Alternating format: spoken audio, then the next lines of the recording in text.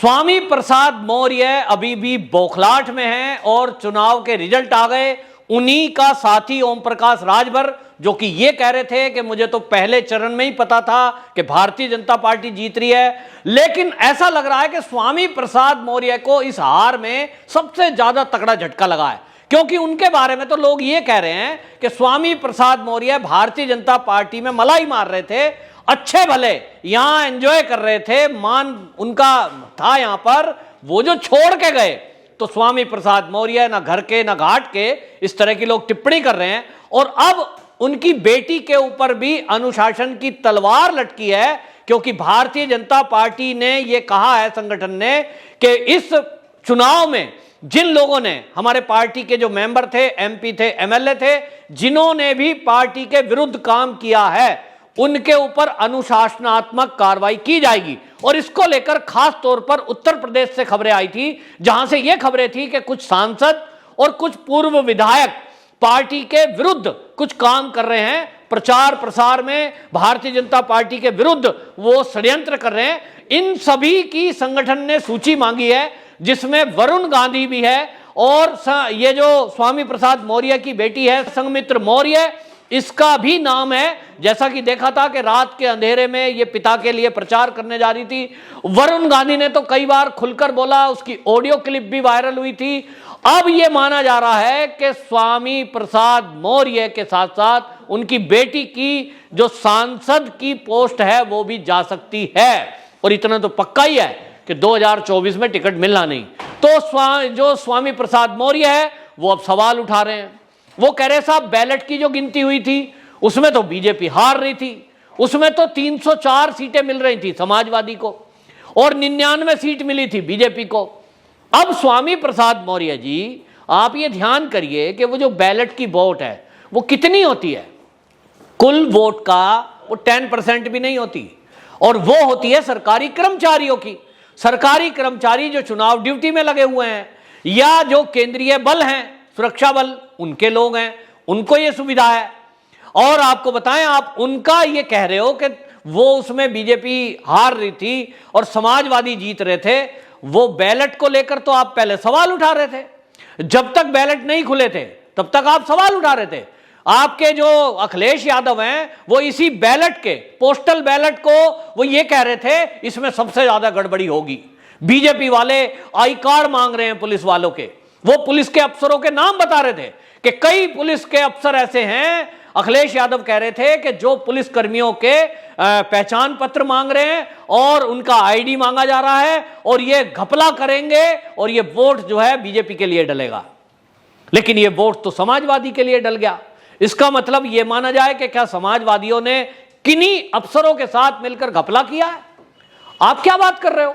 आपका अखिलेश यादव कुछ और कहता है, वो कहता है ईवीएम की जांच कराएं, वो राष्ट्रपति से गुहार करता है, वो चुनाव आयोग पर सवाल खड़े करते हैं, वो डीएम को ये कहते हैं कि कुछ डीएम तो उत्तर प्रदेश में हमारे भी हैं, इस तरह की बातें करते हैं। लेकिन स्वामी प्रसाद मौर्य जी, आप ही के साथी ओम प्रकाश राजभर तो स्वीकार कर चुके कि हमें तो पहले चरण में पता लग गया था कि बीजेपी जीत रही है, हम इसलिए चुप रहे। वो कहते हैं क्योंकि हमें लग रहा था कि अपना, उनका चुनाव तो 7वें चरण में था ओम प्रकाश राजभर का, और इसलिए वो अपने चुनाव तक चुप रहे। तो फिर ये स्वामी प्रसाद मौर्य क्यों बोल रहे हैं इस तरह की भाषा? क्योंकि अब इनको सबसे ज्यादा दर्द है। वो इनको लगता है कि बीजेपी छोड़ के गए थे, अच्छा भला मंत्री थे, वो भी रह गए, एमएलए भी नहीं बने, और अब लड़की जो है एमपी पद से भी जाएगी। तो इनको लगा सबसे बड़ा झटका। अब ये रास्ता ढूंढ रहे हैं कि क्या करें, वापस बीजेपी में शामिल हों। वहां बीजेपी में अब इनको कोई लेगा नहीं, क्योंकि वहां जिस तरह से इन्होंने कट्टरता फैलाई, जिस तरह की बयानबाजी इन्होंने चुनाव के दौरान की, अपने आप को नेवला बताया, और ये आरएसएस को और बीजेपी को सांप और नाग बता रहे थे।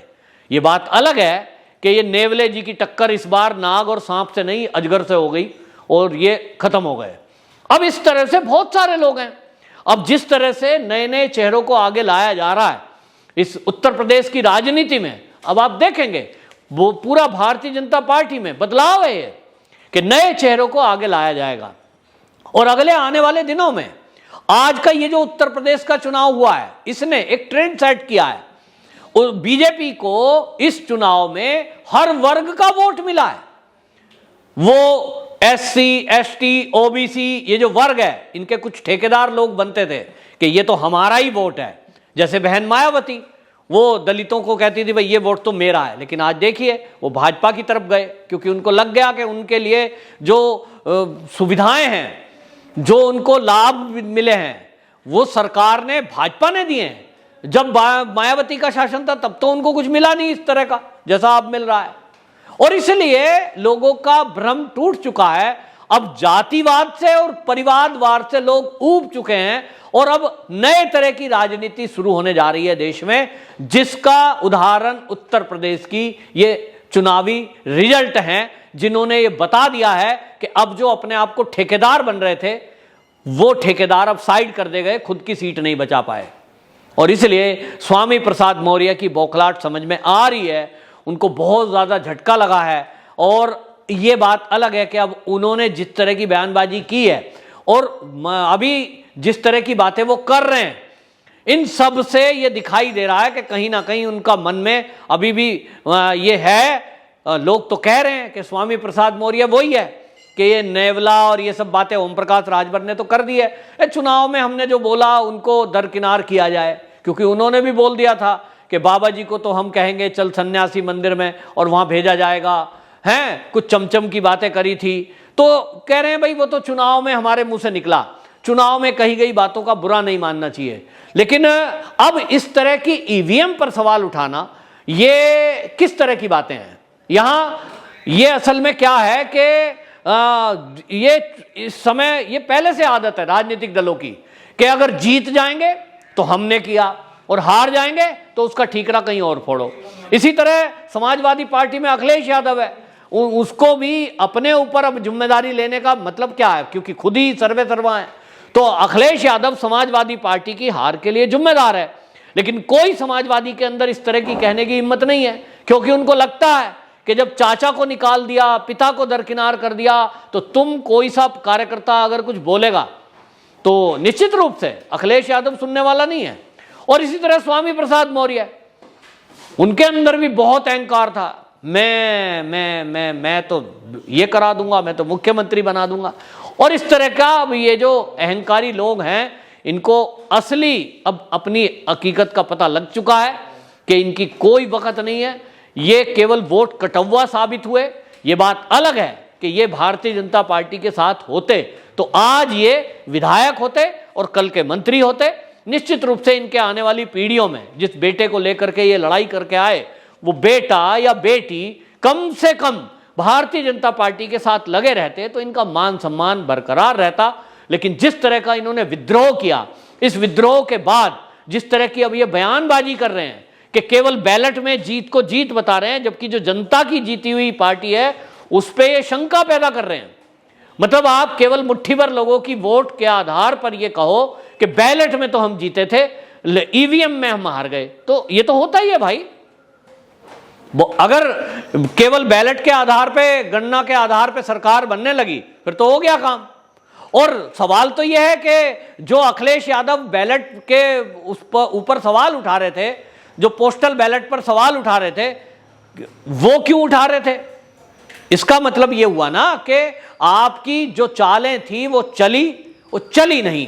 अब भारतीय जनता पार्टी उन लोगों पर भी नजर बनाए हुए थी जो कुछ ऐसे अधिकारी थे जो समाजवादी पार्टी के कार्यकर्ताओं के तौर पर काम कर रहे थे। गाजियाबाद के डीएम, एसएसपी, इन लोगों की शिकायत हुई है।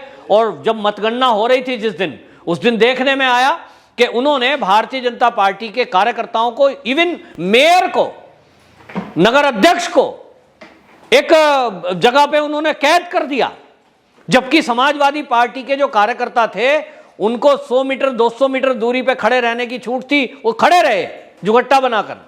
यानी कहीं ना कहीं शासन प्रशासन में जो अखिलेश यादव कह रहा था कि हमारे कुछ लोग हैं, तो वो हैं, और उनके चेहरे अब बेनकाब होने जा रहे हैं। क्योंकि जो नंदकिशोर गुर्जर हैं लोनी से, वो विधायक जीते हैं उन्होंने, और जो गाजियाबाद के विधायक हैं और संजीव शर्मा जो कि महानगर अध्यक्ष हैं गाजियाबाद के, उन्होंने बाकायदा लिखित में ये कंप्लेंट योगी आदित्यनाथ जी को की है कि कुछ अधिकारियों ने वोटों की गिनती के समय जिस तरह से भारतीय जनता पार्टी के नगर अध्यक्ष समेत कई पदाधिकारियों को, यहां तक कि नगर की मेयर को, जो कि प्रथम नागरिक होती है शहर की, उनको भी बंदी बना के रखा, और वो भी भूखे प्यासे पूरे दिन। तो ये क्यों किया गया? ये इसी बात का द्योतक है, इसी बात से प्रतीत होता है कि कुछ अधिकारी अभी भी उनके दिमाग में ये सेट था कि सरकार तो समाजवादी की आएगी, और इसलिए उनको जिताने के लिए वो प्रयास में लगे हुए थे। अब ऐसे सभी गद्दार लोगों पर योगी आदित्यनाथ जिस दिन शपथ ग्रहण करके मुख्यमंत्री बनेंगे, निश्चित रूप से बुलडोजर चलने वाला है, और ये जो नेता भीतरघात करने वाले हैं, इन पर भी अनुशासनात्मक कार्रवाई होने वाली है। संगठन अब किसी को बख्शने के मूड में नहीं है। वंदे मातरम।